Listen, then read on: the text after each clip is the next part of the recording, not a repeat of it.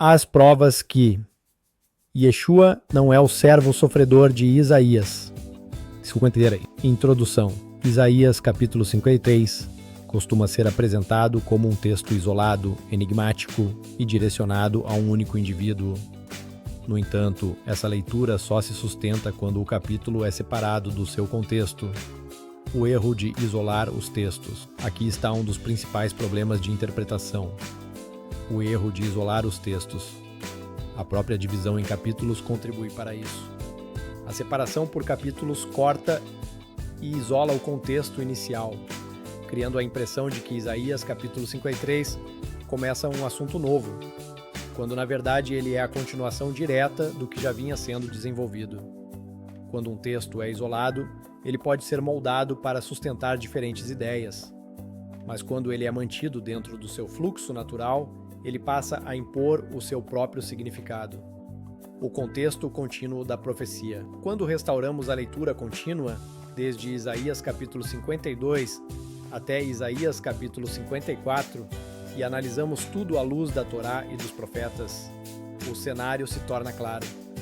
Mais do que isso, o próprio livro de Isaías já define quem é o servo muito antes do capítulo 53. A identificação do servo como Israel. Isaías capítulo 41, verso 8. Mas tu, Israel, servo meu, Jacó, a quem escolhi, descendência de Abraão, meu amigo. Isaías capítulo 44, verso 1. Agora ouve, Jacó, meu servo Israel, a quem escolhi. Isaías capítulo 44, verso 21. Lembra-te destas coisas, ó Jacó e Israel, porque és meu servo. Isaías capítulo 49, verso 3. E me disse: Tu és meu servo, Israel, em quem serei glorificado. Aqui não há ambiguidade. O texto é direto, o servo é Israel. Isso estabelece um padrão claro dentro da própria profecia. Quando chegamos ao que hoje chamamos de Isaías capítulo 53, não estamos diante de um novo personagem, mas da continuação desse mesmo servo. O literal como base de toda a leitura. Não existe leitura profunda legítima que contradiga o sentido literal do texto.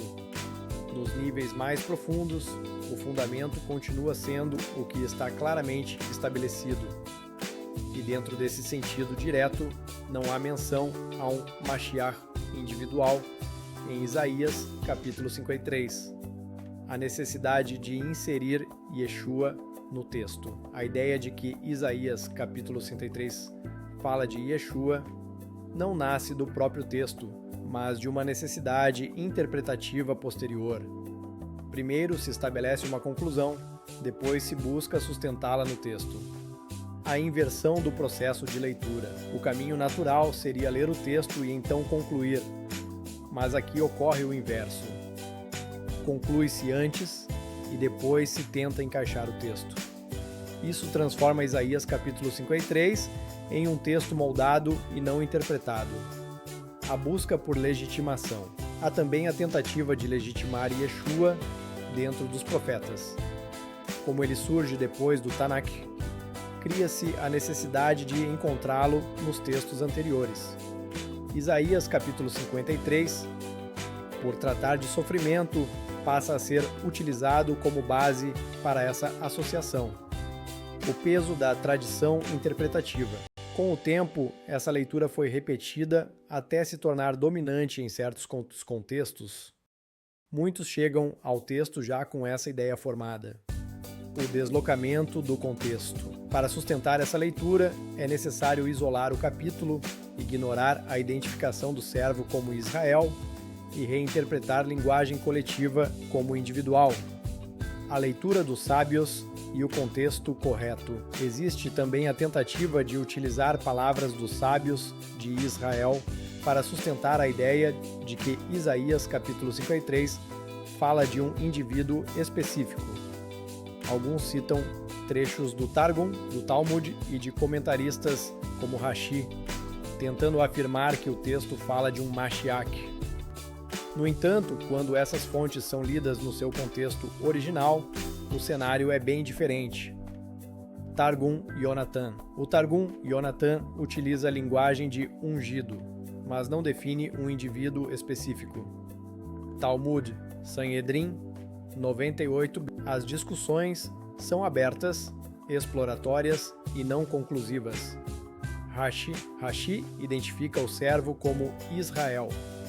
Midrashim não são regra interpretativa. Os Midrashim não definem o sentido literal.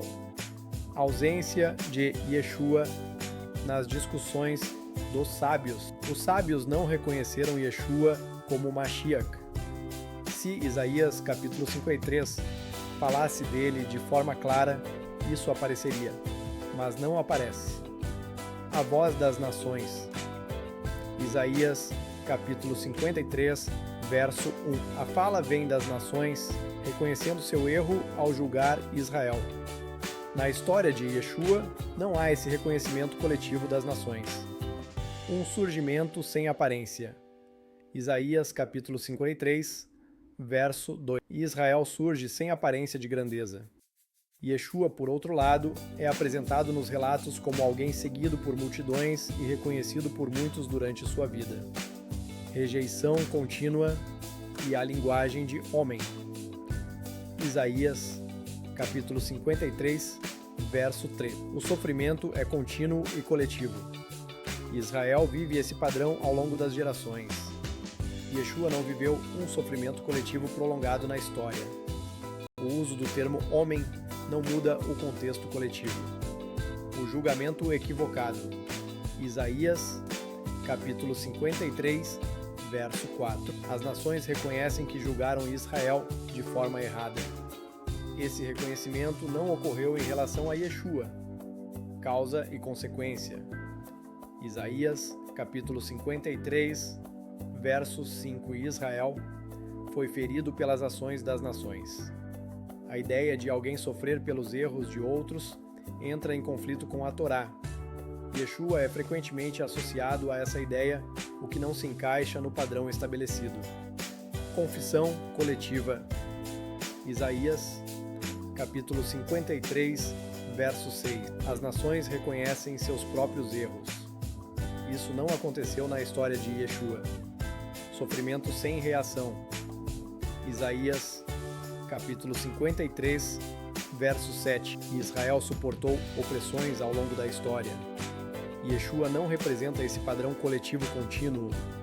Opressão contínua. Isaías, capítulo 53, verso 8. O sofrimento é recorrente na história de Israel. Yeshua viveu um evento isolado, julgado como ímpio. Isaías capítulo 53, verso 9. Israel foi tratado como culpado injustamente ao longo das gerações. A narrativa de Yeshua não corresponde a esse padrão coletivo. Continuidade e descendência. Isaías capítulo 53, verso 10. O servo tem descendência e prolonga seus dias. Israel cumpre isso como povo. Yeshua não teve descendência nem vida prolongada. Resultado do sofrimento. Isaías, capítulo 53, verso 11. Israel permanece e vê os resultados. Yeshua não viveu para ver esse resultado histórico coletivo. Reconhecimento final. Isaías, capítulo 53, verso 12. Israel é reconhecido pelas nações. Esse cenário ainda é coletivo e histórico. Não se cumpre na história de Yeshua. Conclusão. Quando Isaías, capítulo 53, é lido de forma contínua, respeitando o contexto e o sentido literal, o entendimento se torna claro. O servo não é um indivíduo, é Israel. O texto descreve sofrimento coletivo, histórico e contínuo, seguido por reconhecimento das nações. As comparações mostram que esse padrão não se encaixa na narrativa de Yeshua. A associação entre Isaías capítulo 53 e Yeshua não nasce do texto, mas de uma leitura externa. E quando o texto é deixado falar por si, o resultado permanece firme. Isaías capítulo 53 fala de Israel. A verdade sempre à frente.